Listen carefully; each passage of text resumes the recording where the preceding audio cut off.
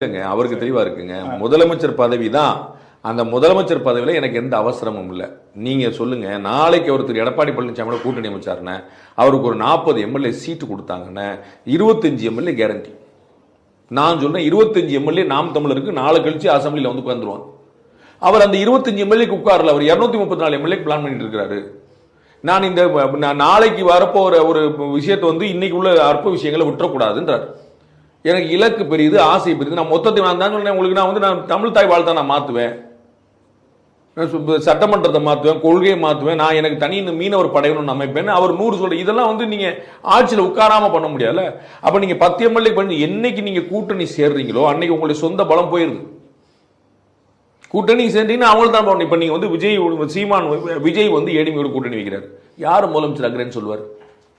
எடப்பாடி பழனிசாமி தானே. இப்ப சீமான் வந்து எடப்பாடியோட சேர்றாரு. யாரு முதலமைச்சர் ஆகிறேன்னு சொல்லுவாரு? நான் முதலமைச்சர் ஆகிறேன், திரு எடப்பாடி எனக்கு வேலை வைப்பாருன்னு சொல்லுவாரா? அப்ப திரு எடப்பாடி பழனிசாமி முதலமைச்சர் ஆகணும்னா நான் இதுக்கு சீமானுக்கு ஓட்டு போட்டு நான் ரெட்டிலேக்கே ஓட்டு போட்டு போயிடுவேன் டைரக்டா.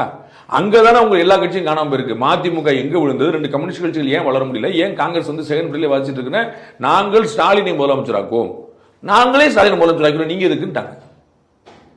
உங்களுக்கு புரியுங்களா? அப்ப நாங்க வந்து எடப்பாடி பழனிசாமி முதலமைச்சர் நாங்க ஏற்கனவே ஆக்கிட்டோங்க, நாங்க பார்த்துட்டோம். இவ்வளவுதான் கணக்கு. அதில் புரிஞ்சுக்கணும். அப்ப சொந்தமா வளர கட்சிக்கு தான் வாய்ப்பு இருக்கு. நீங்க நாம் தமிழர்ல வந்து ஏன் தோற்கலன்னு சொல்றேன் நீங்க பார்க்கணும். நாம் தமிழர் தோற்கல, ஏடிஎம்கே தோத்திருக்கு, திமுக தோத்திருக்கு.